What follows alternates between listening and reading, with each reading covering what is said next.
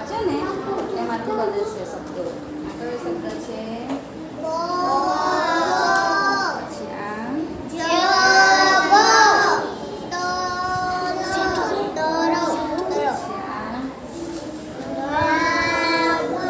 નાકો.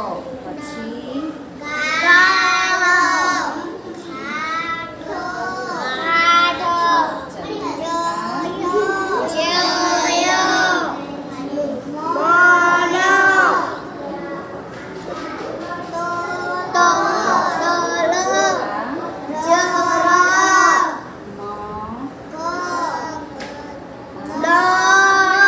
સરસ. જો આ પલકમાં કેટલા બધા શબ્દો હમાઈ ગયા? 20-25 શબ્દો હમાઈ ગયા ને?